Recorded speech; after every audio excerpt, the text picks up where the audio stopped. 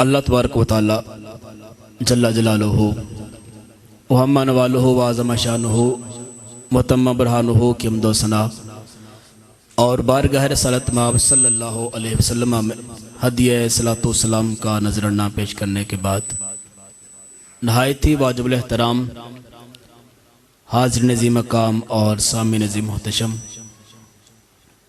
اللہ جل مجدہ کی پاک کلام میں سے ایک آیا کریمہ تلاوت کی۔ اس میں خالق کائنات نے ارشاد فرمایا وَلِلَّهِ عَلَى النَّاسِ حِجُّ الْبَيْتِ مَنِ اسْتَطَاعَ إِلَيْهِ سَبِيلًا، اللہ کی طرف سے مومنوں کے اوپر یہ بات فرض ہے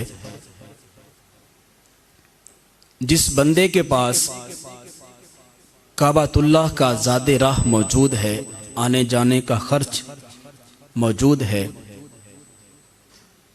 کہ وہ زندگی میں ایک دفعہ بیت اللہ شریف میں حاضر ہو کر وہاں پہ جا کے حج ادا کریں۔ سامعین عزیز وقار، حج کے یہ ایام ہیں، خوش قسمت ہیں وہ لوگ جو اس سال کے اندر بیت اللہ شریف کا حج ادا کریں گے۔ اللہ پاک ان کی حاضری اپنی بارگاہ میں قبول فرمائے، اور جو دلوں میں تمنائیں لے کے بیٹھے ہوئے ہیں کہ یا اللہ ہمیں بھی اپنے گھر کی حاضری کا موقع نصیب فرما، خالق انہیں بھی اپنے گھر کی بار بار حاضری کا موقع عطا فرمائے۔ حضرات عزیز وقار، ہمارا یہ پیارا دین، دین اسلام، یہ ایک فطری دین ہے، انسان کی طبیعت کے مطابق دین ہے، اور اس دین کو دین ابراہیمی بھی کہا جاتا ہے۔ اس دین کے اندر کچھ باتیں ایسی ہیں جو کہ عقل کے بالکل موافق اور مترادف ہیں۔ عقل سلیم بھی یہی چاہتی ہے کہ کام ایسا ہی ہونا چاہیے تھا، اور کچھ چیزیں دین اسلام میں ایسی ہیں جو عقل کے مخالف ہیں۔ عقل کچھ اور چاہتی ہے، دین کچھ اور کرنے کا حکم دیتا ہے۔ جن اعمال کو اعمال غیر قیاسی کہا جاتا ہے، عقل بات کو تسلیم نہیں کرتی، لیکن دین کہتا ہے تو نے ایسا ہی کرنا ہے، یہ کرنا تیرے حق میں عبادت بن جائے گا۔ اور کچھ دین اسلام میں چیزیں ایسی ہیں جن کا تعلق نقل کے ساتھ ہے، ایک دوسرے کو دیکھا دیکھی وہ کام کیا جا رہا ہے، نہیں پتا اس میں حکمت کیا ہے، نہیں پتا یہ کیوں کیا جا رہا ہے، بس ایک نے دوسرے کو دیکھا، دوسرے نے تیسرے کو دیکھا، تیسرے نے چوتھے کو دیکھا، چوتھے نے کسی صحابی کو دیکھا، صحابی نے والی کائنات صلی اللہ علیہ وسلم کو دیکھا، تو وہ نقل در نقل کام چلتے چلتے آج امت تک پہنچا۔ ہر بندہ وہ کام کر رہا ہے، یہ بھی دین کا ایک حصہ ہی ہے۔ حضرات عزیز وقار، اس دین اسلام کے اندر جتنی بھی عبادات ہیں، نماز ہے، روزہ ہے، زکوٰۃ ہے، حج ہے، یہ عبادات، ان کی اکثریت عبادات میں وہ نقل در نقل چلتی آ رہی ہیں۔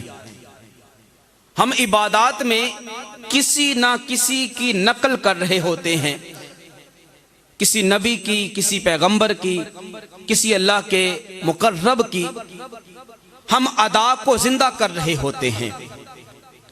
اصل میں دین خالق کائنات کے مقرب نیک پیغمبر انبیاء کرام کی سیرت، ان کے اعمال کو اپنی زندگی میں نافذ کرنے کا نام ہے۔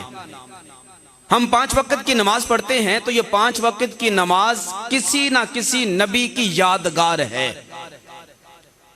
حضرت آدم علیہ السلام، آپ کی جب توبہ قبول ہوتی ہے اور سیدہ اما حوا سلام اللہ علیہا کے ساتھ جبل رحمت کے اوپر جب ان کی ملاقات ہوتی ہے 350 سال کے بعد، اس وقت فجر کی نماز کا وقت تھا۔ شکرانے کے طور پر انہوں نے 2 رکعت اللہ کی بارگاہ میں ادا کی۔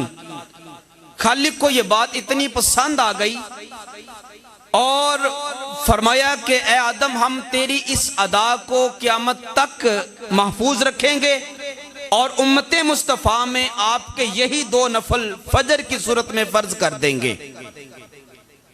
حضرت یعقوب علیہ السلام ظہر کی نماز ادا کرتے ہیں، اس وقت وہ نوافل کی صورت میں پڑھ رہے تھے۔ خالق کائنات نے ان کی ادا کو زندہ رکھتے ہوئے امت مصطفیٰ میں ظہر کی نماز فرض کر دی اور یہ یادگار بنا دی حضرت یعقوب علیہ السلام کی۔ اسی طرح حضرت یونس علیہ السلام کی یاد میں ہم نماز عصر ادا کرتے ہیں۔ جب وہ مچھلی کے پیٹ سے نکلے، اللہ کی بارگاہ میں شکر کا کلمہ پڑھا تو وہ عین عصر کا وقت تھا۔ خالق کائنات نے ان کی ادا کو زندہ رکھا اور امت مصطفیٰ میں ان کے پڑے ہوئے 4 نفل جو تھے وہ عصر کی صورت میں فرض کر دیے۔ اسی طرح حضرت ایوب علیہ السلام اللہ کے مقرب نبی ہیں۔ آپ کو یہ بات معلوم ہوگی کہ وہ زندگی کے آخری ایام میں کافی علیل ہو گئے، ان کا سارا مال ضائع ہو گیا، اولاد چھت گرنے کی وجہ سے ہلاک ہو گئی، سارے رشتہ دار آپ کا ساتھ چھوڑ گئے، اوپر سے پھر وہ کفر کے ساتھ دشمنی۔ ایسے عالم کے اندر خالق کائنات نے ان کو ایک اور بڑی آزمائش میں مبتلا فرمایا کہ ان کو اوپر سخت بخار پہلے طاری کیا اور اس کے بعد ان کے جسم کو اوپر آبلے یوں کہہ لیجئے کہ چھالے وہ پیدا کر دیے۔ وہ چھالے اتنی وسیع مقدار میں تھے کہ آپ کا پورا جسم ان آبلوں کے ساتھ بھرا ہوا تھا، اور اس کے اوپر آزمائش خالق کائنات نے یہ آپ کو رکھی آپ کے اوپر کہ آپ کے جسم مبارک کے اندر خالق کائنات نے حشرات الارض یعنی کیڑے بھی پیدا کر دیے، آپ کا جسم مبارک گلنا شروع ہو گیا۔ یہ آزمائش تھی، اللہ نے اپنے نبی کو اس آزمائش میں آزمایا اور یہ بھی امت کو سبق دینے کے لیے تھا کہ اے بندہ مومن، جب تیرے اوپر کو کبھی پریشانی آ جائے، کوئی تکلیف آ جائے تو نے گھبرانا نہیں ہے۔ میرے نبی حضرت ایوب علیہ السلام کی سیرت کا تو نے مطالعہ کر لینا ہے۔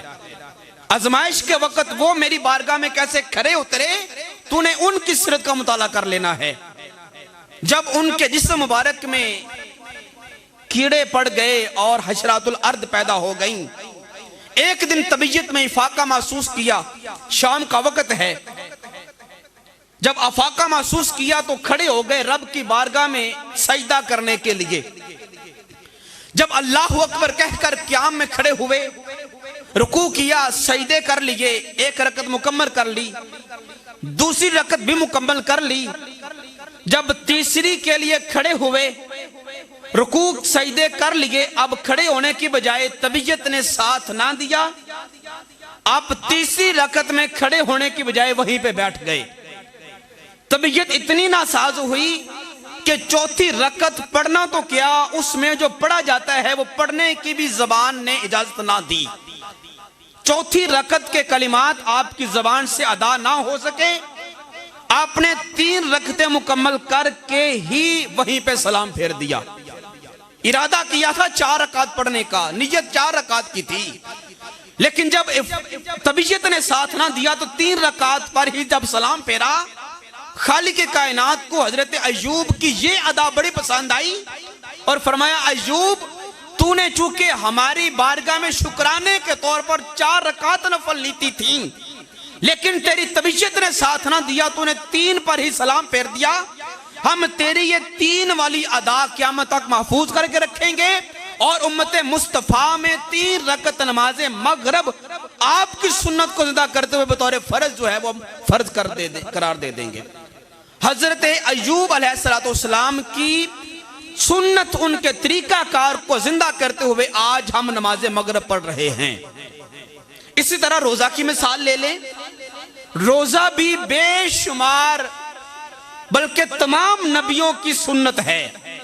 دنوں کے اندر ہاں اگرچہ فرق تھا، امت مصطفیٰ میں رمضان کے روزے فرض ہیں، حضرت آدم کی امت کے اوپر ہر مہینے کے 3 روزے فرض تھے، بنی اسرائیل میں 40 روزے فرض تھے، دنوں کے اندر فرق رہا، لیکن خالق کائنات نے فرما دیا کتب علیکم الصیام کما کتب علی الذین من قبلکم، فرمایا یہ روزے تم سے پہلے لوگوں پر بھی فرض کیے گئے تھے اور تم پر بھی فرض کیے گئے ہیں۔ تو ہم روزہ رکھ کے بھی تمام نبیوں کی سنت کو زندہ کر رہے ہوتے ہیں۔ اسی طرح نماز تہجد ہے، سرکار نے فرمایا اگر نہ پڑھو تو کوئی گناہ نہیں، نہ پڑھو تم سے پوچھ گچھ نہیں ہوگی کہ کیوں نہیں پڑھی، چونکہ نفل ہیں، لیکن پڑھو تو فرمایا یوں ہو جاؤ گے جیسے تم نے 1.25 لاکھ نبیوں کی سنت کو زندہ کر دیا ہے۔ تہجد کی نماز پڑھنا یہ 1.25 لاکھ نبیوں کی سنت ان کا طریقہ کار ہے۔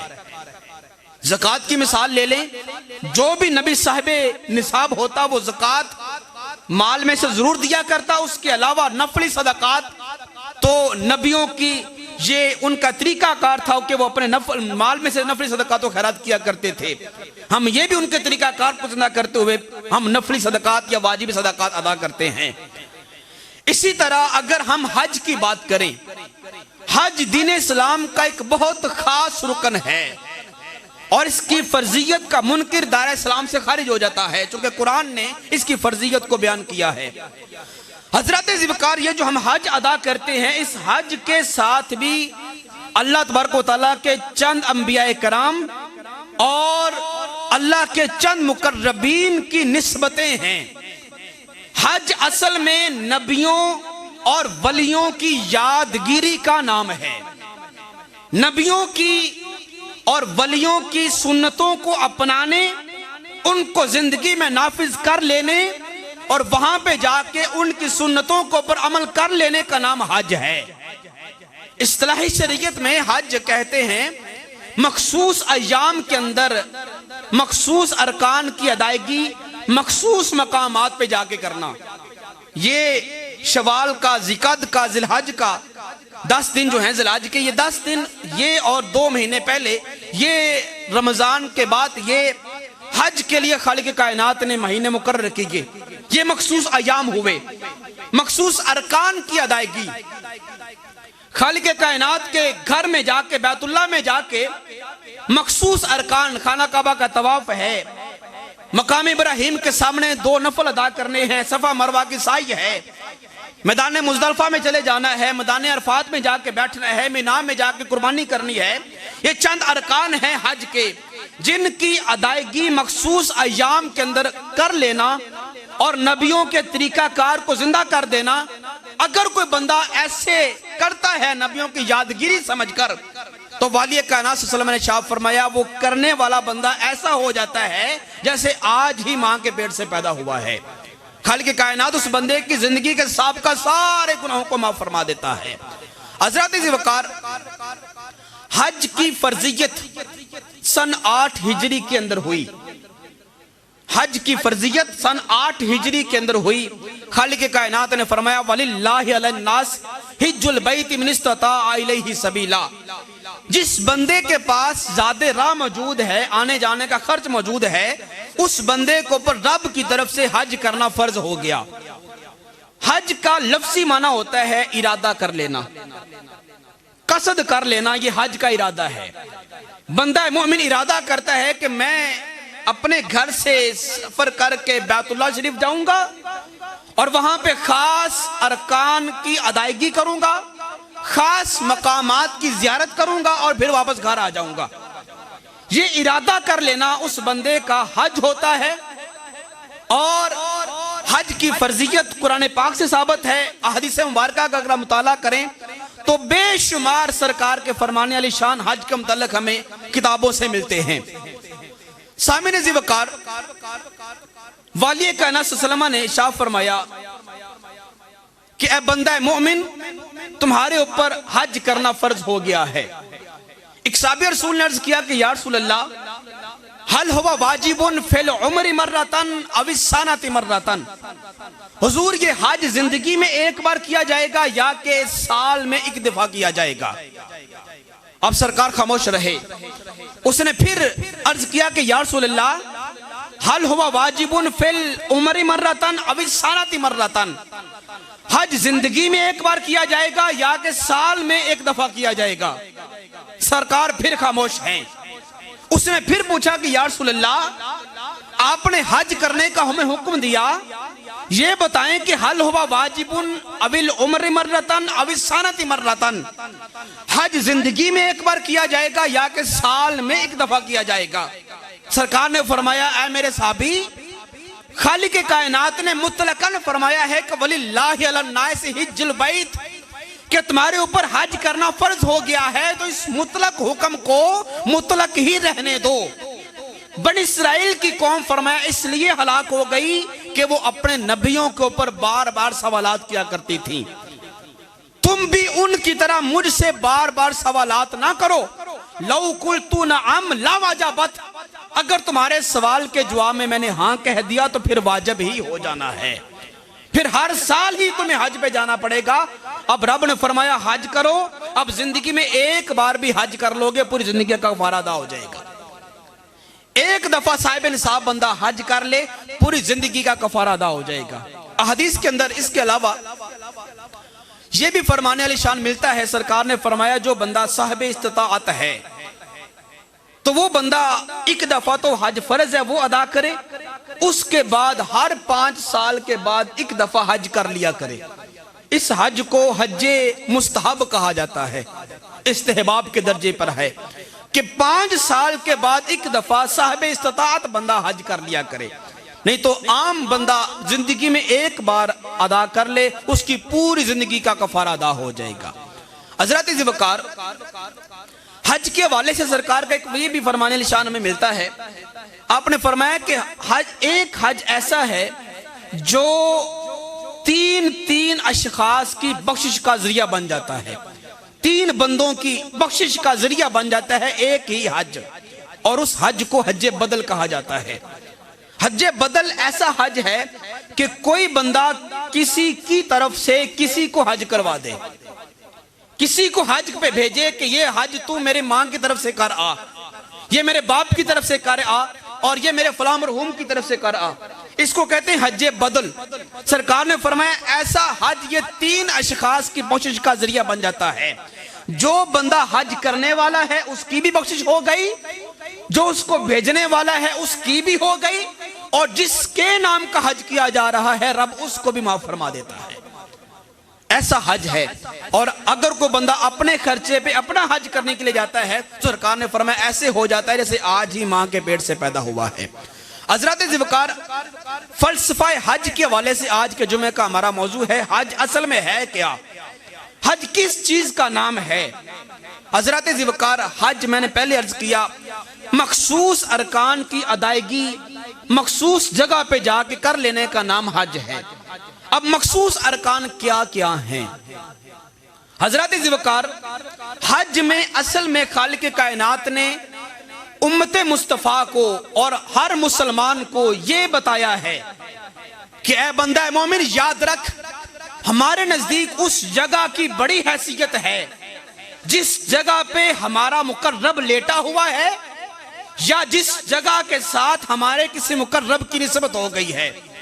खालिक कायनात को बंदा मोमिन मानता है, उसकी वहदानियत का इकरार करता है और उसको वहदा ला शरीक कहता है।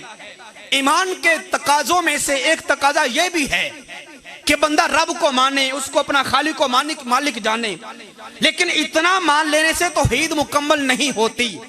इसके साथ साथ ये भी शर्त है कि रब को भी मानो, उसके साथ साथ रब ने जिनको मानने का हुक्म दिया है बंदा मोमिन उन्हें भी माने। रब को तो माना, लेकिन रब के साथ जिनकी निस्बतें हैं, जिनको मानने का हुक्म रब ने दिया है, बंदा अगर उनको नहीं मानता तो सही मानों में बंदे ने रब को भी ना माना। हजरत ज़ुल्फ़िकार हज के अरकान की अदायगी जब बंदा करना शुरू होता है, सबसे पहला रुकन जो हज के अरकान में से है वो बैतुल्लाह शरीफ का तवाफ है। بیت اللہ شریف کا طواف، اس کی یہ خصوصیت ہے، سرکار نے فرمایا بیت اللہ شریف یہ اللہ کا وہ گھر ہے، النظر الی الکعبۃ عبادہ، اس کو ایک نظر جی بھر کے دیکھ لو، اس دیکھنے پر بھی رب تمہیں ثواب عطا فرما دے گا۔ دنیا کی کوئی بھی عمارت ہے، کوئی بھی باغ ہے، کوئی بھی جگہ ہے، آپ وہاں پہ چلے جائیں، نہ اس کو دیکھنے کا ثواب، نہ وہاں پہ جانے کا ثواب، نہ اس کی زیارت کا ثواب، لیکن اللہ کا گھر، یہ سیاہ دیواریں، یہ خانہ کعبہ شریف، یہ ایسی جگہ ہے، فرمایا کہ النظر الی الکعبۃ عبادہ، اس کو دیکھنے پر بھی تمہیں ثواب ملے گا۔ اور فرمایا کہ جو بندہ دنیا میں اس گھر کے اوپر سب سے پہلی نظر ڈالتا ہے، سب سے پہلی دفعہ جس بندے نے اس گھر کی زیارت کی، فرمایا اس زیارت کے وقت جو دعا بھی مانگے اللہ قبول فرما لے گا۔ پہلی نظر خانہ کعبہ کے اوپر پڑی، زبان سے جو بھی دعا نکلی خالق اپنی بارگاہ میں قبول فرما لے گا۔ حضرات ذوالفقار فرمایا کہ اس کے ارکان میں سے پہلا رکن جو ہے وہ طواف کعبہ ہے۔ طواف کعبہ کے 7 چکر ہوتے ہیں حضرات ذوالفقار، طواف کعبہ کے 7 چکر ہوتے ہیں، اور یہ 7 چکروں میں پہلے 4 چکر جو ہیں وہ رمل کے چکر ہیں۔ رمل کہتے ہیں اکڑ کے چلنے کی چال، انسان جب گلی میں اکڑ کے چلتا ہے نا، اس کو عربی زبان میں رمل کہا جاتا ہے۔ شریعت نے کہا، دین اسلام نے کہا، جب تم طواف کعبہ کرنے لگو تو پہلے 4 چکر تم رمل کے ساتھ لگاؤ، اکڑ کے لگاؤ، سینہ تان کے حرم کعبہ کا طواف کرو۔ سوال یہ پیدا ہوتا ہے کہ حرم کعبہ رب کا گھر، جاہ جلال کی جگہ، رب کے وحدانیت کا وہ ایک مرکز، وہاں پہ بندہ اکڑ کے چلے، یہ تو تکبر ہو گیا، اور تکبر صرف رب ہی کو سزاوار ہے۔ ان الکبریاء للہ، تکبر صرف اللہ ہی کو ہے، رب کے سوا جو بھی تکبر کرے گا خالق کی کائنات اس بندے کو نیست و نابود کر دے گا۔ لیکن یہ کیا بات ہوئی کہ بندہ حرم کعبہ میں جا کے جب رب کی بارگاہ میں چکر کاٹ رہا ہے اور طواف کعبہ کر رہا ہے، شریعت کہتی ہے کہ اکڑ کے لگاؤ، اس میں حکمت کیا ہے، اس میں کیا فلسفہ ہے؟ حضرات ذوالفقار، ایک وہ وقت تھا جب سرکار فتح مکہ کے لیے مکہ مکرمہ میں تشریف لائے، انصار بھی ساتھ ہیں، مہاجرین بھی ساتھ ہیں، مکہ فتح ہو گیا۔ صحابہ نے کہا حضور اب ہم بیت اللہ شریف کا طواف کرنا چاہتے ہیں، فرمایا کرو۔ جب طواف کرنا صحابہ کرام شروع ہوئے، جنگی مشقتیں اور دن رات کی محنت مدینہ منورہ کی صحابہ کرام کی، اور پھر سارے مہاجر تھے، کچھ گھریلو پریشانیاں، کچھ وسائل کی پریشانیاں، یہ 4-5 سال کا جو دورانیہ تھا ہجرت کے بعد، یہ صحابہ کرام کے اوپر بڑا ہی کٹھن مرحلہ تھا۔ اس کٹھن دور کی جو صحبتیں تھی صحابہ کرام کی طبیعت کے اوپر نازل ہوئیں، اور صحابہ کرام جسمانی طور پر کمزور ہو گئے تھے، جو بالخصوص مکہ سے ہجرت کر کے مدینہ گئے تھے وہ جسمانی طور پر کمزور ہو گئے تھے، جنگوں میں جا جا کر اور وہاں پہ مزدوری کر کے اور وہاں پہ اپنے وسائل کو، اخراجات کو پورا کرنے میں، اور ساتھ ساتھ دین کی تبلیغ، یہ سارے معاملات میں وہ کمزور ہو گئے۔ تو صحابہ کرام جب چکر لگانا شروع ہوئے نا طواف کعبہ، ان کی کمریں جھکی ہوئی تھیں اور بڑے وہ لاغرانہ انداز میں طواف کعبہ کر رہے تھے۔ ابھی چونکہ کفار مکہ وہیں پہ تھے، حرم کعبہ کے اندر ہی ان کے گھر بھی قریب قریب تھے، تو کفار مکہ نے کہا کہ یہ کیا بات ہوئی، مسلمان جب ہمارے پاس تھے، یہ کافر تھے جب، اور مکہ میں رہنے والے تھے تب، یہ کتنے خوشحال تھے اور کھاتے پیتے تھے، جسم کے اعتبار سے بھی تندرست و توانا تھے۔ دیکھا نا 5-4 سال ہوئے مدینہ گئے ہوئے، اور وہاں پہ جا کے کتنے کمزور ہو گئے۔ جب کفار نے یہ تانا مسلمانوں کو دیا، سرکار نے سنا تو فرمایا کہ اے میرے صحابہ، کفار یہ تانا دے رہے ہیں کہ مسلمان کمزور ہو گئے ہیں، تو ذرا سینہ تان کے چلو مکہ کے اندر، حرم کعبہ کے اندر طواف کعبہ کرتے ہوئے فرمایا سینہ تان کے چلو، تاکہ انہیں محسوس ہو کہ ہم کمزور نہیں ہوئے بلکہ تگڑے ہیں، ہم کمزور نہیں ہوئے، ہم طاقتور ہیں، سینہ تان کے چلو۔ اب صحابہ کرام نے طواف کعبہ کرتے ہوئے 4 چکر رمل کے لگائے، اکڑ کے لگائے، سینہ تان کے لگائے۔ اب مکہ فتح ہو گیا، کفار مکہ جو تھے وہ ایمان لے آئے، کچھ علاقہ چھوڑ کے چلے گئے۔ اب علت تو ختم ہو گئی، چونکہ کفار نے تانا دیا تھا نا کہ مسلمان کمزور ہو گئے، اب تو وہاں پہ ہیں ہی سارے مسلمان اور تانا دینے والا کوئی بھی نہیں ہے۔ نہ کوئی تانا دے، نہ وہاں پہ اکڑنے کی حاجت ہو. اب علت ختم ہو گئی. ہمارے گرامر کا اصول ہے کہ جب علت ختم ہو جائے تو معلول بھی ختم ہو جاتا ہے. اب اکڑنا وہاں پہ گھر کے اندر، خانہ کعبہ کے اندر، اس کا کوئی جواز نہیں بنتا. حق یہ بنتا ہے کہ وہاں پہ بندہ اکڑے نہ. اب چونکہ اللہ کا گھر ہے اور وہاں پہ بندہ جھک کر طواف کعبہ کرے، حق یہ بنتا ہے. لیکن شریعت کہتی نہیں، اے بندہ مومن، جب بھی قیامت کی صبح تک تو میرے گھر کا طواف کرنے کے لیے آئے، اس کا حج کرنے کے لیے آئے، تو یاد رکھ تو نے پہلے 4 چکر جو ہیں وہ رمل کے اکڑ کر ہی لگانے ہوں گے. مولا کیوں لگاؤں؟ اب تو وہ علت ہی نہ رہی. تو فرمایا اگرچہ علت نہیں رہی لیکن پھر بھی میرے محبوب کے صاحب کی سنت ہے جس کو تم نے زندہ کرنا ہوگا. اس سنت کو تم نے زندہ کرنا ہوگا. جب اس طریقہ کار کو تم زندہ کرو گے اور پہلے 4 چکر تم میرے محبوب کے اصحاب کی طرح اکڑ کے لگاؤ گے، تمہارا یہ اکڑنا میرے ہی گھر میں بطور عبادت بن جائے گا. تو حج کے ارکان جو ہیں، یہ طواف کعبہ، یہ ہمیں یاد دہانی کرواتا ہے اس وقت کی کہ جب وہ محبوب کے صحاب مکہ کے اندر طواف کرنے کے لیے آئے تھے فتح مکہ کے وقت، تو کفار مکہ کے سامنے انہوں نے اکڑ کے چکر لگائے تھے. تو بندہ مومن کے اندر بھی یہ دھیان ہوتا ہے، اس کا خیال ہوتا ہے کہ میں یہ اکڑ کے چکر اس لیے لگا رہا ہوں کہ یہاں پہ محبوب کے صحابہ نے اکڑ کر چکر لگائے تھے.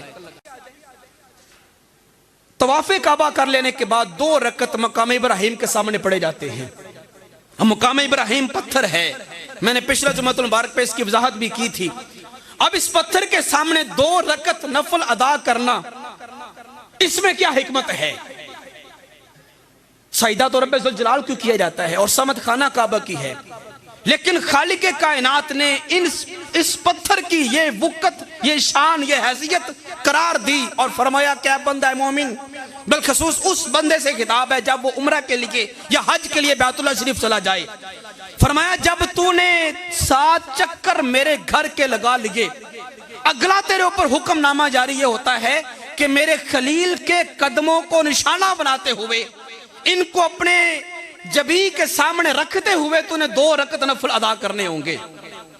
ان کی تعظیم کرتے ہوئے اور ان کی عزت کو اپنے سامنے رکھتے ہوئے، ان قدمین شریفین کے نشانات کی طرف اپنی جبی کو جھکا دے گا. سجدہ گرچہ مجھے ہوگا لیکن تعظیم ابراہیم کے قدموں کے نشانات کی ہوگی. فرمایا یہ تعظیمی سجدہ جب تو ابراہیم کے مقام کے اوپر اور ان کے قدمین شریفین کے نشانات کے اوپر کر دے گا تو پھر تیرا یہ سجدہ ہم حج میں بدل دیں گے اور تیرا یہ سارے اعمال کو ہم حج میں بدل کر تیرے صاحب کا سارے گناہوں کو معاف فرما دیں گے. اب یہ بھی ایک اللہ پاک کا حکم ہے. تو گویا جب ہم مقام ابراہیم کے سامنے سجدہ کر رہے ہوتے ہیں، اس وقت حاجی کے دل میں یہ خیال ہونا چاہیے اور ہوتا ہے کہ میں یہ سجدہ اس لیے کر رہا ہوں کہ اس پتھر کے اوپر کھڑے ہو کر ابراہیم علیہ السلام نے اس گھر کی دیواروں کو بلند کیا تھا. تو ہماری عقل، ہماری سوچ وہ پیچھے ابراہیم علیہ نبینا کے دور کی طرف چلی جاتی ہے. تو حج کے فرض ہونے میں، حج کے ارکان کی ادائیگی میں کچھ حکمتیں ہیں. اب طواف میں اکڑنا، اس میں حکمت یہ ہوئی کہ صحابہ کی سنت کو زندہ کیا جاتا ہے. مقام ابراہیم کے سامنے 2 نفل پڑھنا، اس میں حکمت یہ ہوئی کہ اس پتھر کے اوپر کھڑے ہو کر ابراہیم نے خانہ کعبہ کی تعمیر کی تھی. تو ذہن ہمارا گھوم کے اس دور کی طرف چلا جاتا ہے. اب ذرا سا آگے آ جائیں. جب مقام ابراہیم کے سامنے اپنے 2 رکعت نفل ادا کر لیے، اب تیسرا رکن جو آپ نے وہاں پہ ادا کرنا ہوتا ہے، ہر حاجی نے یا عمرہ کرنے والے نے، وہ آب زمزم کے چشمے پہ جا کے وہاں پہ پانی پینا ہوتا ہے. دنیا کے جتنے بھی پانی اور جتنے بھی مشروبات ہیں آپ ان کو بیٹھ کر پیئیں گے، یہی آپ کے لیے حکم ہے. لیکن آب زمزم، اس کی تعظیم اتنی زیادہ، اس کی قدر اتنی زیادہ، فرمایا جب تمہارے ہاتھ میں آ جائے اس کے ادب میں تم نے کھڑے ہو جانا ہے اور پینے سے پہلے تم نے اپنے دل میں مقصد بھی رکھ لینا ہے. فرمایا ماء زمزم لما شرب لہ، کوئی بھی مقصد دل میں رکھ کے اس پانی کو پیو، خالق تمہارے مقصد کو فوراً حل فرما دے گا. اس بھی مقصد کے لیے اس پانی کو پیا جائے. اب یہ پانی جب بھی انسان پیے گا، انسان کا دماغ، اس کی عقل، اس کی سوچ چلی جائے گی اس وقت کی طرف जिस वक्त सैयदना इस्माइल अलैहिस्सलाम शीरखारगी की हालत में इसी जगह पे अपनी एड़ियों को रगड़ रहे थे और फिर वहां से पानी का चश्मा जारी हुआ था, उस पानी को खालिक कायनात ने उसका ये प्रोटोकॉल, उसको ये ताजीम, उसको ये अदब और उसको ये मकाम अता फरमा दिया। फरमाया कि इसको हमेशा तुमने खड़े होकर पीना होगा। इसकी निस्बत मेरे नबी के कदमैन शरीफैन के साथ है। तो अब तुमने जब भी पीना है तुम्हारे दिल में ये सोच, अच्छा आम दिनों में आबे ज़मज़म जब घर में पिए ना तो हमें वो सवाब नहीं मिलेगा जो हज का वहां पे जाके मिलता है। वहां पे आबे ज़मज़म को जाके पीना ये हज के अरकान में से या उसके वाजिबात में से एक वाजिब है। घर में आबे ज़मज़म को पीना, अगर हम घर में पानी आबे ज़मज़म का पिए या ना पिए, दोनों सूरतों में एक बराबर ही है। पिएंगे तो फायदा होगा, ना पिएंगे तो नुकसान कोई नहीं। लेकिन वहां पे जाके अगर हम आबे ज़मज़म को नहीं पीते, हमारा हज ही नहीं होगा, हमारा हज ही नहीं होगा। आबे ज़मज़म को ना पिए मुकम्मल हज नहीं होगा, कामिल हज नहीं होगा, चूंकि अरकान हज में से एक रुकन आबे ज़मज़म के चश्मे को जाके वहां पे पीना भी है। तो फरमाया कि आबे ज़मज़म को पियो, लेकिन इस सोच के साथ पियो कि मैं इसलिए पी रहा हूं कि ये पानी इस्माइल अलैहिस्सलाम के कदमों के सदके से निकला है। ये अब हज के अरकान में से एक रुकन। तो हज इब्राहीम अलैहिस्सलाम, इस्माइल अलैहिस्सलाम, सैयदा हाजरा कहीं पे नब्वाली कायनात का साहब, उनकी यादगिरी को ताजा कर लेना, इसका नाम हज है। जब हमने आबे ज़मज़म के चश्मे को ऊपर पानी को पी लिया, चौथा रुकन जो हाजी अदा करता है वो सफा और मरवा की साई होती है। सफा और मरवा बिल्कुल खाना काबा के साथ ही, इस तरफ सफा है, इस तरफ मरवा की पहाड़ी है। इन दोनों पहाड़ियों के माबैन कम अज कम आधे मील का फासला है और इनके 7 चक्कर लगाने। एक तरफ गए सफा से मरवा तक, एक चक्कर हो गया, मरवा से फिर सफा 2 हो गए, इस तरह आना जाना फिर आना जाना 7 दफा आपने ऐसे करना है। सफा से शुरू हो गया आपके चक्कर और मरवा पे जाके खत्म हो जाएंगे। ये 7 चक्रों में कम अज कम बंदा 3.5 मील का सफर तय करता है और करना भी पैदल है, बगैर किसी जूता पहने हुए, बगैर किसी चमड़े के मोजा पहने हुए, जुराब तक भी आप नहीं पहन सकते, नंगे पांव आपने उस जगह के ऊपर दौड़ना है। चलना भी नहीं बल्कि दौड़ना है। सफा और मरवा की पहाड़ियों के ऊपर और आने जाने का जो दरमियानी वाया है, इस जगह पे दौड़ना है। अब अक्ल सलीम नहीं मानती कि दौड़ना भी इबादत होता है। दौड़ भी कभी इबादत हुई? हम अपने इलाके में सुबह सैर के वक्त न जाने कितने कितने मील दौड़ आते हैं, लेकिन वो तो कभी बात नहीं लिखा गया। हम घर में कितना हम दौड़ लेते हैं, चल लेते हैं, चल कदमी करते हैं, लेकिन वो तो हमारी बात नहीं होती। वहां पे कदम बाय कदम चलना और दौड़ना जो है वो इबादत है। अब वो इबादत कैसे बन गया? अब ये दौड़ भी इबादत नहीं है। असल में जिस बात की तरफ आपको मैं लेके जाना चाहता हूं, ये दौड़ भी इबादत नहीं। असल में इस दौड़ के पीछे एक नजरिया, एक सोच है, एक अकीदा है। वो अकीदा अपनाना इबादत है और वो है फलसफा हज, और वो है हज का मेन रुकन कि वहां पे शरीयत ने हमें अकीदा और सोच क्या दी है। इब्राहीम अलैहिस्सलाम ने जब सैयदा हाजरा को इस जगह पे छोड़ा ना, उस वक्त की तारीख अगर आप पढ़ के देखें ना, तो बिल्कुल ये सारा इलाका बियाबान, जंगल, पहाड़ी सिलसिला और गर्म पहाड़, स्याह पहाड़। तो जब रात को छोड़ने के लिए आए थे, रात आपने वहीं पे क्याम फरमाया। सुबह सुबह का वक्त जब हुआ ना, तो आपने बगैर किसी बताए अपना कदम वापसी यानी मुल्क के शाम की तरफ बढ़ाना शुरू किया। सैयदा हाजरा ने आपकी कमीज को पकड़ लिया, पकड़ा तो पूछा, ऐ मेरे सर के ताज इब्राहीम, आप मुझे यहाँ पे बियाबान इलाके के अंदर तन्हा छोड़ के जा रहे हैं, बताएं क्यों छोड़ के जा रहे हैं? आप खामोश हो गए। फिर पूछा, ऐ इब्राहीम, मैं अर्ज करती हूँ आप मुझे यहाँ पे बियाबान इलाके में छोड़ के जा रहे हैं, बताएं क्यों छोड़ के जा रहे हैं, किसके सहारे पे छोड़ के जा रहे हैं? मेरे पास ये नन्हा शीर खार मेरा इस्माइल है और इतने लंबे चौड़े बड़े इलाके के अंदर इंसान तो क्या, कोई दरिंदा या कोई परिंदा तक भी मौजूद नहीं। मैं अकेली औरत जात, मैं यहाँ शीर खार बच्चे की परवरिश कैसे करूंगी? आप बिन बताए मुझे यहाँ पे छोड़ के जा रही हैं, बताएं क्यों छोड़ के जा रही हैं? इब्राहीम की आंखों से छमाछम आंसू बरस पड़े। रब का हुक्म था कि बेटे को और बीवी को मकामे चाहे जमजम पे जाके छोड़ के आ जाओ। तो इब्राहीम अलैहिस्सलाम की आंखों से आंसू भी जारी। اور کوئی جواب بھی نہ دے پائے. لیکن جب سیدہ ہاجرہ نے چہرے کو دیکھا نا تو بھانپ گئی, سمجھ گئی. تو پوچھا کہ ابراہیم کیا یہ حکم آپ کو رب کی طرف سے ہے؟ فرمایا ہاں ہاجرہ یہ حکم مجھے رب کی طرف سے ہی ہے کہ بیوی بچوں کو اس جگہ پہ چھوڑاؤ غیر ذی زرعین جہاں پہ گھاس کا ایک تنکا تک بھی نہیں ہے. غیر ذی زرعین, گھاس کا ایک تنکا تک بھی نہیں, جہاں پہ نہ گھاس ہے, نہ پانی ہے, نہ دیگر خوراک کا انتظام ہے, نہ انسان ہے, نہ کوئی جانور ہے, نہ ہمسائیگی ہے, وہاں پہ ایک عورت رہے اور وہ تنہائی میں رہے. کتنا بڑا اس کا کلیجہ ہوگا, کتنا بڑا اس کا دل ہوگا, کتنا بڑا اس کا حوصلہ ہوگا. تو کہا اے ابراہیم اگر یہ رب کا حکم ہے, رب کی مرضی سے ہمیں چھوڑ کے جا رہی ہیں, آپ اللہ کے سپرد جائیں.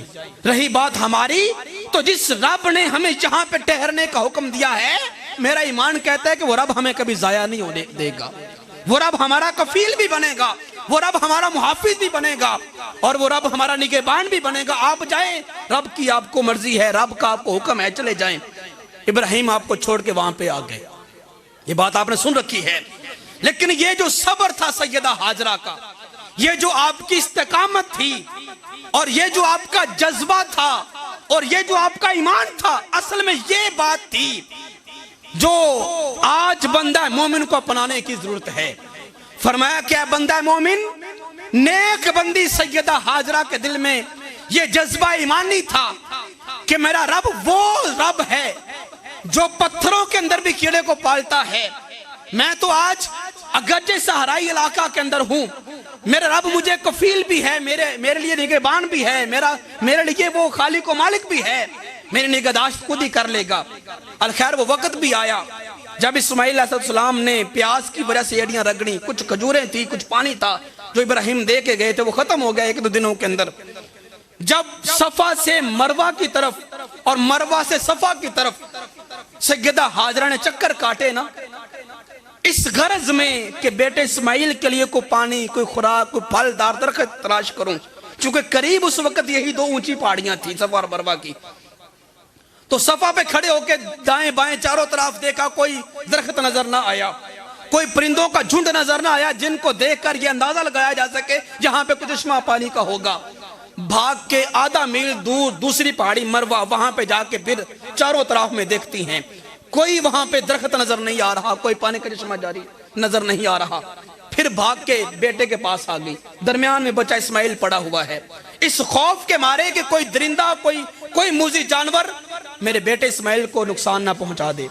کبھی بیٹے کو لپکتی ہیں, ان کو اٹھاتی ہیں, چومتی ہیں, کبھی صفا پہ, پھر مروہ پہ, پھر صفا پہ, پھر مروہ پہ.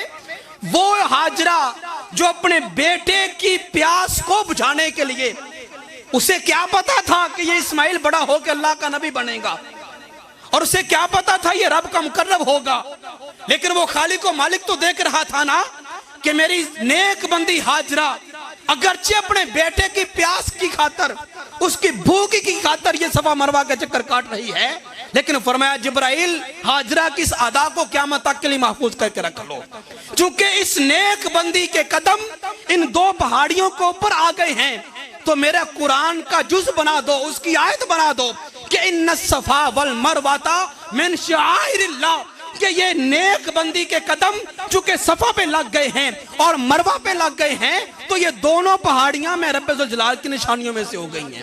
اور فرمایا کہ ہاجرہ سے وعدہ کرو کہ اے ہاجرہ تیری اس کاوش کو, تیری اس محنت کو ہم قیامت تک کے لیے ضائع نہیں ہونے دیں گے. مولا کیسے ضائع نہیں ہونے دے گا؟ فرمایا تو نے چکر لگائے تھے اپنے بیٹے کی پیاس کو بجھانے کی خاطر, ہم تیرے ان چکروں کو امت مصطفیٰ کے اندر اور ان کے حج کے ارکان کے اندر ہم ایک مین رکن بنا کے رکھ دیں گے. جب بھی کوئی حاجی, جب بھی کوئی طواف کرنے والا میرے گھر کے حج کے لیے آئے گا, اس کے طواف کے لیے آئے گا, تو فرمایا تیری اس ادا کو جب تک وہ زندہ نہ کرے گا, جب تک وہ صفا مروہ کے ساتھ چکر کاٹے گا نہیں, اس کا میں حج قبول نہ کروں گا. مولا آج تو حاجت نہیں ہے, اسماعیل کی پیاس تو بجھ گئی, اب زمزم کا چشمہ تو جاری ہو گیا تھا, آج حاجت کیا رہی؟ آج تو پانی جگہ جگہ پہ موجود ہے, آج تو نہ کسی کو بھوک کا ڈر ہے, نہ وہاں پہ پیاس کا احساس ہے. हाजी के बगल में अपनी बोतल पानी की है, बेटा भी साथ है, बच्चा भी साथ है, बीवी भी साथ है। मौला आज तो इल्लत ना रही, उस वक्त तो वजह थी कि पानी की तलाश थी, आज तो पानी बगल में है। आज हुक्म नहीं होना चाहिए था कि वहां पे जाके बंदा घूमे या चक्कर काटे या वहां पे जाके साई करे। फरमाया नहीं नहीं, इल्लत हो या ना हो हम इस बात को नहीं देखेंगे, हम तो सिर्फ ये देखेंगे कि इन पहाड़ियों के ऊपर मेरी नेक बंदी के कदम लगे हैं। अब तुमने उस अदा को जिंदा करना होगा। पानी अगरचे तुम्हारी बगल में है, बच्चा अगरचे तुम्हारी गोद में है, तुमने अपने बच्चे को नहीं देखना, तुमने अपने पानी को नहीं देखना, सिर्फ मेरी हाजरा की सुन्नत को जिंदा करना होगा। फरमाया जब सुन्नत को जिंदा कर लोगे, उनका तरीकाकार अपना लोगे और तुम्हारी सोच, तुम्हारा जहन, तुम्हारी अकल सैयदा हाजरा की साई की तरफ, उनके चक्रों की तरफ चली जाएगी। तुम्हारी इस सोच को, तुम्हारी इस अकल को, तुम्हारे इस नजरिए को, इस अकीदे को मैं हज बनाकर तुम्हारे साबका सारे गुनाहों को माफ फरमा दूंगा। ये हज के अरकान की अदायगी के पीछे मकासद हैं और ये हज है।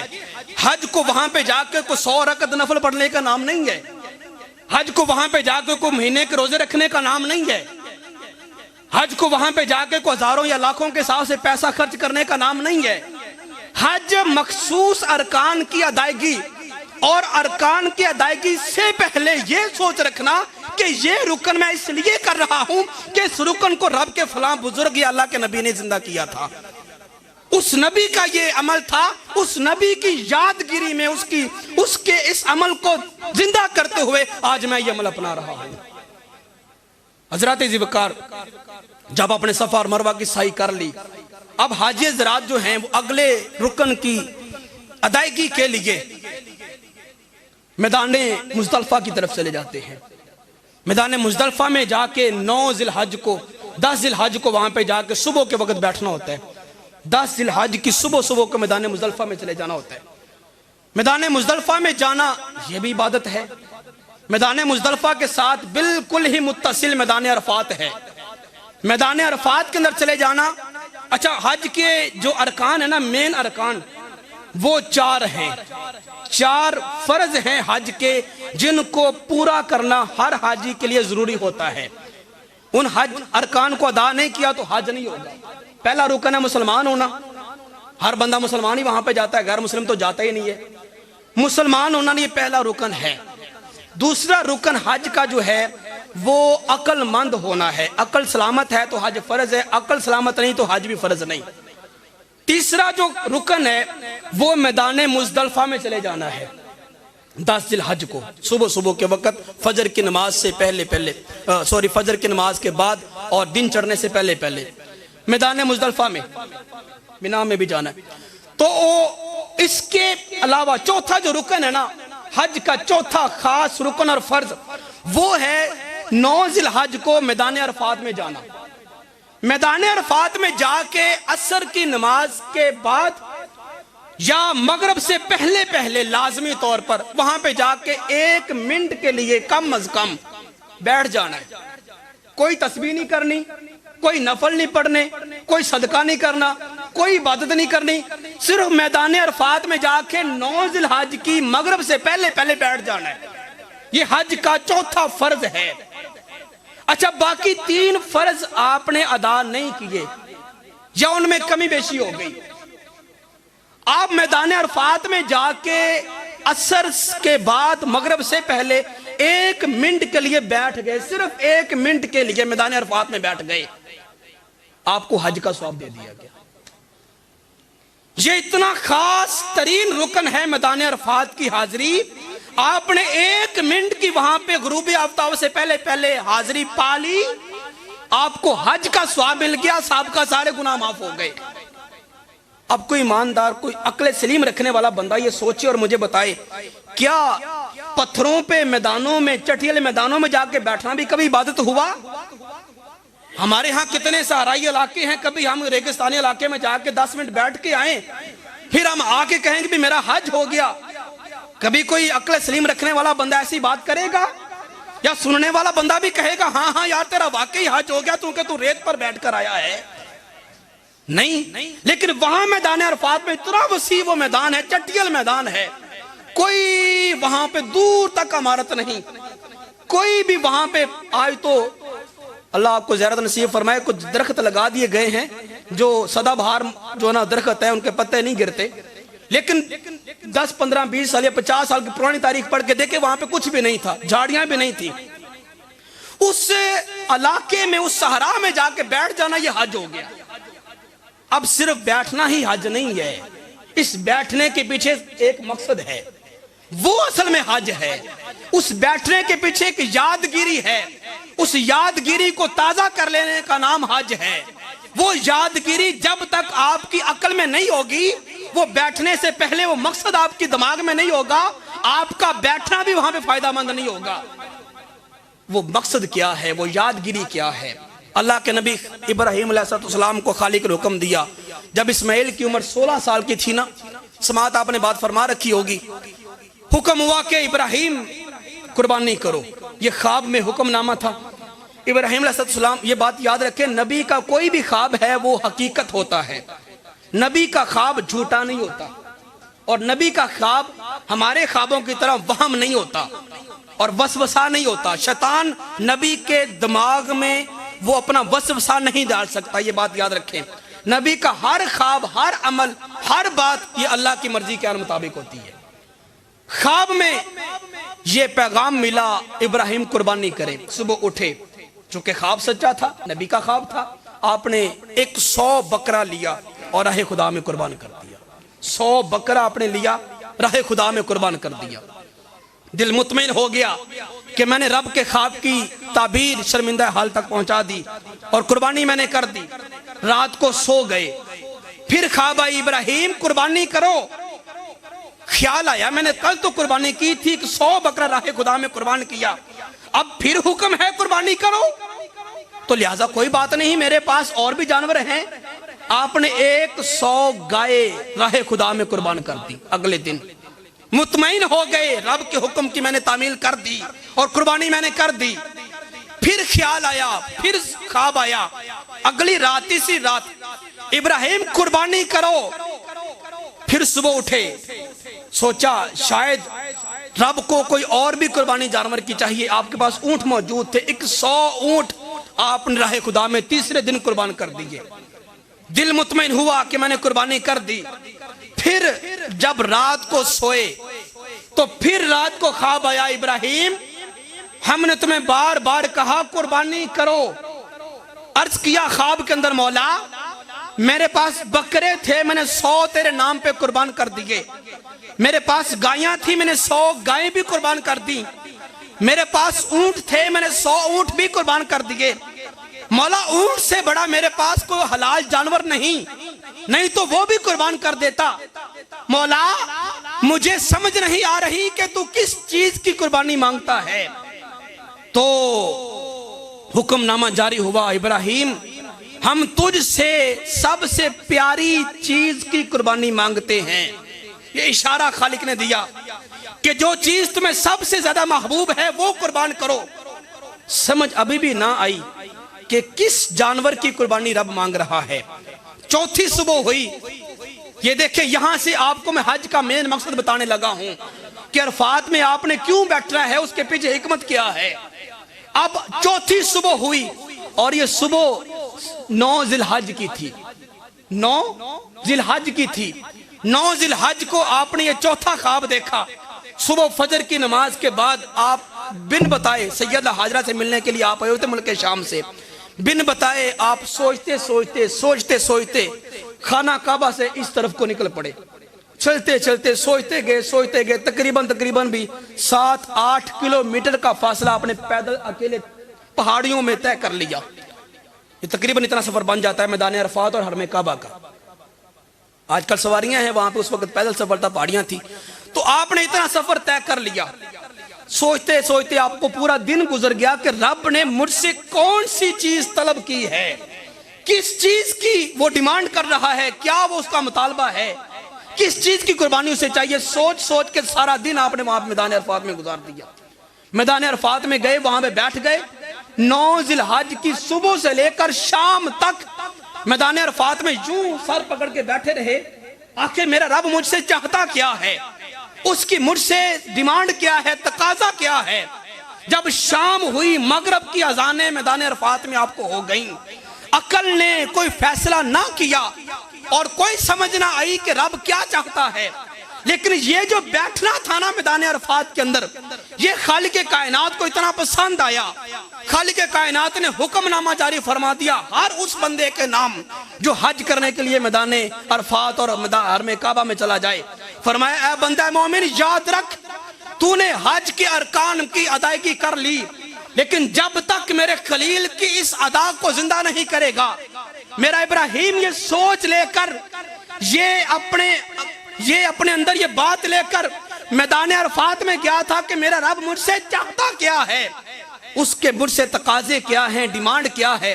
فرمایا جب تک تو یہ سوچ لے کر میدان عرفات میں جا کے ایک پل کے لیے بیٹھتا نہیں ہے اور میرے خلیل کی سنت کو زندہ نہیں کرتا، ہم تجھے حج کا ثواب ہی نہیں دیں گے۔ میدان عرفات کا یہ خاص رکن ہے، اور اس رکن کے پیچھے یہ والی بات ہے، اس مقصد کے ساتھ میدان عرفات میں بیٹھنا ہے، انسان وہاں پہ جا کے سوچے کہ میرے رب کی مجھ سے ڈیمانڈ کیا ہے، میں دنیا میں آیا ہوں تو کیوں آیا ہوں، میرے آنے کا مقصد کیا تھا، مجھے خالق نے پیدا کیوں کیا۔ جب بندہ وہاں پہ سوچے گا نا تو ایک ہی بات دل و دماغ میں آئے گی کہ وَمَا خَلَقْتُ الْجِنَّ وَالْإِنسَ إِلَّا لِيَعْبُدُونِ، خالق نے مجھے صرف اور صرف اپنی عبادت ہی کے لیے پیدا کیا تھا، میں تو مقصد ہی بھول گیا، میں تو دنیا داری کے اندر مصروف ہو گیا اور میں نے وہ اپنے اصل مقصد کو بھلا دیا۔ تو جب یہ سوچ تمہیں آ جائے گی، تمہارے اندر یہ بات پیدا ہو جائے گی کہ میں نے تو پیچھے ساری ضائع کر دی، اصل مقصد تو میرا رب کی یاد تھی، اس کی عبادت تھی، تو فرمایا جب یہ مقصد تم نے سمجھ لیا، اپنی پہچان کر لی، تمہیں حج کا ثواب دے دیں گے۔ یہ ابراہیم علیہ السلام کے اس عمل کی یادگیری ہے۔ حضرات ذوالفقار، حج کے ارکان سارے کے سارے کسی نہ کسی نبی، کسی ولی کی یادگار ہیں جن کو ہم جا کے وہاں پہ اپناتے ہیں۔ مینا دیکھ لیں، مینا میں دیکھ لیں جمرات کو، جب وہ کنکریاں ماری جاتی ہیں اس عمل کو دیکھ لیں، جمرات کو کنکریاں مارنا۔ اب یہ ایسے ستون ہے وہاں پہ، چاروں طرف میں بڑے بڑے پل بنے ہوئے، 3 اوپر نیچے منزلیں ان کی، اور کچھ لوگ درمیان میں بھی چل رہے، جس طرح خانہ کعبہ کا یہاں پہ ہے نا طواف کیا جاتا، وہاں پہ اس کے ارد گرد بھی ایسے چکر کاٹنے بندے، چکر تو کاٹنا طواف کی نیت سے نہیں ہوتا، لیکن وہاں پہ کھڑے ہو کر ستون کو پتھر مارنے، ستون کو پتھر مارنا یہ بھی بات ہوتا ہے، عقل نہیں مانتی، لیکن شریعت کہتی ہے ایسا کرو گے تمہیں حج کا ثواب دیا جائے گا، نہیں کرو گے تمہارا آنے جانے کا صرف چکر ہی پڑے گا، یہ عبادت نہیں بنے گی۔ اب ستون کو پتھر مارنا یہ کیا، اس میں کیا حکمت ہے؟ اصل میں جب ابراہیم علیہ السلام اپنے بیٹے اسماعیل کو لے کر وادی مینا کی طرف جا رہے تھے، وہ جب قربانی کا حکم 4تھی رات کے بعد جب سوچ کے گھر آئے نا، تو پھر رب نے فرمایا کہ ابراہیم ہم تجھ سے تیرے بیٹے اسماعیل کی قربانی مانگتے ہیں۔ یہ سوچنے کے بعد میدان عرفات کے بعد آپ 10 ذی الحج کی شام کو گھر آئے تو پھر یہ خواب آپ کو 4تھی رات ملا۔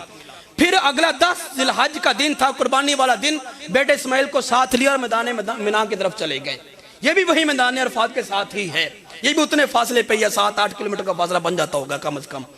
تو وہاں پہ گئے، ابراہیم علیہ السلام نے بیٹے کا ہاتھ پکڑا ہوا ہے، ہاتھ میں رسی بھی ہے، ساتھ چھری بھی ہے۔ ازلی بدبخت شیطان اس نے سوچا کہ آج اگر ابراہیم اپنے مقصد میں اس کارنامے میں کامیاب ہو گئے، میری ساری زندگی کی تگ و دور محنت ضائع ہو جائے گی۔ اگر آج میں نے ابراہیم کو اس کام سے روک دیا تو پھر میں دنیا دار لوگوں کو تو بڑے طریقے کے ساتھ اور آسان طریقے سے ان کو میں نیکی کے راستے سے روک لوں گا۔ ابراہیم علیہ السلام سے پہلے وہ سیدہ ہاجرہ کے پاس آیا، پوچھا کہ ہاجرہ تمہیں معلوم ہے کہ اسماعیل کو ابراہیم کہاں پہ لے کے گئے ہیں؟ تو فرمایا کہ ہاں، وہ اپنے دوست کے ساتھ ملاقات کے لیے لے کے گئے ہیں۔ تو کہنے لگا نہیں، دوست کے ساتھ ملاقات کے لیے نہیں لے کے گئے، وہ تو تیرے بیٹا اسماعیل کو ذبح کرنے کے لیے لے گئے ہیں۔ تو فرمایا کہ اے بڑے شخص، بھلا کوئی شفیق باپ بھی اپنے بیٹے کو قربان کرے گا؟ تو کہا کہ مجھے لگتا ہے کہ یہ انہیں رب کی طرف سے حکم ہے۔ اتنی بات تھی کہ سیدہ ہاجرہ نے فرمایا دفع ہو جا، اگر رب کا حکم ہے تو میرا تو اسماعیل ہے ہی ایک، اگر رب مجھے 100 اسماعیل بھی دیتا نا اور مجھ سے مانگتا تو میں ایک ایک اپنے ہاتھوں سے تیار کر کے بھیجتی اور کہتی ابراہیم جا رب کے نام پہ قربان کر کے آ جانا، میرا تو ہے اسماعیل، جا چلا جا۔ وہاں سے مایوس ہوا، اسماعیل کے پاس آیا، وہی سوال کیا، اسماعیل جانتے ہو کہ تمہارا باپ تمہیں کہاں پہ لے کے جا رہا ہے؟ تو کہا ہم دوست کے ساتھ ملاقات کے لیے جا رہے ہیں۔ کہا نہیں، وہ تو تمہیں آج ذبح کر دے گا، قربان کر دے گا۔ کہا بھلا یہ کیسے ممکن ہے کہ باپ بیٹے کو قربان کرے؟ اس نے کہا کہ شاید یہ انہیں رب کا حکم ہے۔ اسماعیل چونکہ ماں کی تربیت میں رہے تھے، سیدہ ہاجرہ کی، باپ کی تربیت کا تو موقع ہی نہ ملا، لیکن نبی ہوتا ہی وہ ہے جس کو ماں باپ کی تربیت کی حاجت بھی نہیں ہوتی۔ رب خود عرشوں سے ان کو پڑھا سکھا کے بھیجتا ہے۔ یہ آداب خدا بند ذوالجلال نے خود سکھائے تھے۔ فرمایا کہ اے شیطان تو مجھے نیکی سے روکتا ہے، میری تو زندگی ہی ایک ہے، اگر مجھے میرا خدا بار بار زندگی دے اور بار بار میرے گلے پہ چھری چلانے کا میرے باپ کو حکم دے، میں اسماعیل بار بار قربان ہوتا رہوں۔ مایوس ہوا، ابراہیم کے پاس آیا، کہا ابراہیم کیا کرنے لگے ہو؟ بھلا بیٹا قربان کرنا بھی عبادت ہے؟ جو تم نے رات کو خواب میں دیکھا ہے، خواب جھوٹے بھی تو ہوتے ہیں، خواب وہم اور خیالات بھی تو ہوتے ہیں۔ خواب کو تم آج تعبیر میں لانے کے لیے بیٹا ذبح کرنے جا رہے ہو؟ کوئی ہوش کے ناخن لو، ایسا نہ کرو۔ جب اتنی بات ہوئی تو ابراہیم سمجھ گئے کہ جو مجھے آج نیکی سے روک رہا ہے یقیناً شیطان ہے، چونکہ نبی کا خواب حقیقت پر مبنی ہوتا ہے، وہ رب کا پیغام اور وہی ہوتا ہے۔ تو آپ نے زمین سے ایسے کر کے 7 پتھر اٹھائے، چھوٹے چھوٹے کنکر، جس طرح چنا ہوتا ہے نا ہمارا کھانے والا دال چنا، تو چنے کی مقدار کے مطابق آپ نے 7 کنکر اٹھائے اور اٹھا کے آپ نے اس شیطان کو مارے۔ شیطان وہاں سے دم دبا کے بھاگ، شیطان تو بھاگ نکلا۔ لیکن آج ہزاروں سال گزر گئے، بندہ مومن جب بھی حج پہ جاتا ہے وہ ان ستونوں کو جا کے کنکر مارتا ہے۔ اب ستون کو کنکر کیوں مارے جاتے ہیں؟ سرکار نے فرمایا جب بھی حج کے ایام آتے ہیں ملائکہ شیاطین کو پکڑ کے ان ستونوں کے ساتھ باندھ دیتے ہیں، ستونوں کے ساتھ باندھ دیتے ہیں۔ اب تم بھی 7 پتھر پکڑو اور ان شیطانوں کو مارو۔ جب تم ان ستونوں کو، ان شیاطین کو 7 کنکر مارو گے، تمہارے دل میں دماغ میں یہ بات آ جائے گی کہ میں ان کو پتھر اس لیے مار رہا ہوں کہ اللہ کے نبی ابراہیم نے شیطانوں کو پتھر مارے تھے۔ وہ تمہاری سوچ، وہ نظریہ تمہیں حج کے درجے پہ فائز فرما دے گا اور تمہیں حج کا ثواب دے دیا جائے گا۔ یہاں پہ ایک آخری بات عقیدے کی کر کے جاؤں، ابھی میرے جناب ذہن میں آ گئی۔ ہم چونکہ اہل سنت و جماعت ہیں، جب بھی ہم اذان سنتے ہیں، ختم پاک سنتے ہیں، دیگر جگہوں پہ آپ سرکار کا نام سنتے ہیں نا، تو ہم اپنے انگوٹھوں کو چوم کر اپنی آنکھوں پہ لگا لیتے ہیں، انگوٹھے چوم کے آنکھوں پہ لگاتے۔ یہ سرکار کا فرمان بھی ہے، آدم علیہ نبی نام کی سنت ہے۔ جب آپ جنت میں چلا کرتے تھے نا آدم علیہ السلام، تو آپ کے پیچھے پیچھے ایک آواز آتی تھی، الصلاۃ والسلام علیکہ یا رسول اللہ۔ آپ پیچھے مڑ کے دیکھا کرتے لیکن کوئی کہنے والا نظر نہ آتا۔ ایک دن پوچھ لیا کہ مولا میں جب چلتا ہوں میرے پیچھے سے درود و سلام پڑھنے کی آواز آتی ہے، تو یہ پڑھنے والے کون ہیں اور کن کے اوپر پڑھا جاتا ہے؟ خالق نے فرمایا کہ اے آدم تیری پشت کے اندر ہم نے اپنے مصطفیٰ کا نور رکھا ہے، پشت میں مصطفیٰ کا نور رکھا ہے، تو اس نور کے پیچھے پیچھے میرے ملائکہ چلتے ہیں، تو ملائکہ میرے مصطفیٰ کے نور کے اوپر صلاۃ و سلام پڑھتے ہیں، تو یہ ملائکہ کی آواز تم سنتے ہو۔ عرض کیا مولا اتنا خاص محبوب جس کو ملائکہ سلام پیش کرے، مولا پشت میں کیوں رکھا؟ کبھی مجھے بھی تو زیارت کروانا، اس نور مصطفیٰ کی تجلی میں بھی تو دیکھوں۔ خالق نے فرمایا اگر دیکھنا چاہتا ہے تو پھر اپنے انگوٹھوں کے ناخنوں میں دیکھ۔ آدم علیہ السلام نے اپنے انگوٹھوں کے ناخنوں میں دیکھا، خالق نے نور مصطفیٰ کو پشت سے چلا کر انگوٹھوں میں ظاہر فرما دیا۔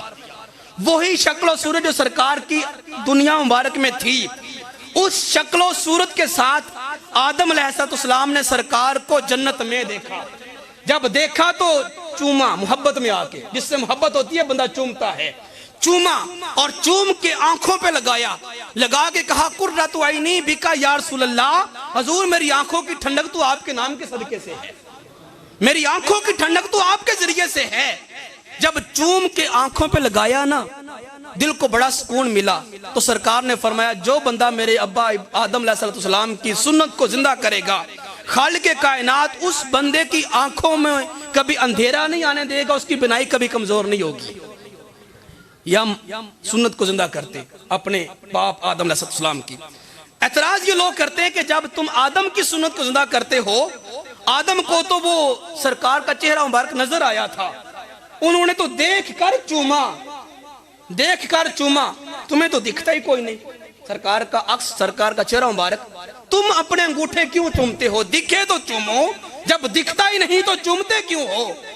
میں نے کہا بھائی بات اصل میں دیکھنے یا نہ دیکھنے کی نہیں ہے، بات ہے یار کی اداؤں کو اپنانے کی، بات رب کے محبوبوں کی اداؤں کو اپنانے کے نام ہے۔ حج کے ارکان کی میں نے ابھی ساری گھنٹہ گفتگو کی ہے، یہ سارے ارکان کی ادائیگی ہم اس لیے کر رہے ہیں کہ رب کے یار یہ ارکان ادا کر گئے ہیں، رب کے یار، رب کے مقرب اور اولیاء کرام ان اداؤں کو کر گئے ہیں، تو ہم ان اداؤں کو زندہ کر رہے ہیں۔ میں نے کہا جب تم میدان منا میں ہو کر آگے جمرات کے پاس جاتے ہو، شیطان کو کنکر مارتے ہو، کیا وہاں پہ تمہیں شیطان دکھتا ہے جس کو تم 7 پتھر مار رہے ہو؟ ہر بندے کو حکم ہے کہ شیطان کو 7 پتھر مارو۔ جب تمہیں شیطان دکھتا ہی نہیں تو پھر تم پتھر کیوں مارتے ہو؟ دکھے تب مارو نا۔ سنے کہا نہیں وہ تو بھئی حج کا رکن ہے، وہ تو ایک رب نے حکم دیا کہ یہ ایسا کرنا ہے۔ تو فرمایا، میں نے کہا جب بھئی تمہیں وہ ایک تمہاری محبت کا تقاضا ہے یا حج کے ارکان میں سے ایک رکن سمجھتے ہو، تو ہم یہ بھی سرکار کی محبت کا ایک ذریعہ سمجھتے ہیں۔ دکھنے کی بات نہیں ہے، دکھے یا نہ دکھے، یہ رب کے مقرب لوگوں کی اداؤں کو زندہ کروانے کا نام ہے۔ وہاں پہ رب ابراہیم کی سنت، اسماعیل کی سنت ہر بندے سے زندہ کروا رہا ہے، ہم وہاں پہ وہ بھی زندہ کرتے ہیں، گھر میں آ کے آدم علیہ السلام کی سنت بھی زندہ کرتے ہیں۔ حضرت ابوبکر، حج کے جتنے بھی ارکان ہیں، ان ارکان کی ادائیگی کے پیچھے کسی نہ کسی رب کے مقرب کی کوئی نہ کوئی نسبت ہے۔ ان نسبتوں کو زندہ کرنے کا نام حج ہے۔ اللہ تبارک و تعالیٰ ان نسبتوں کے ساتھ پیار کرنے کی اور ہمیشہ ان کو زندہ کرنے کی توفیق عطا فرمائے۔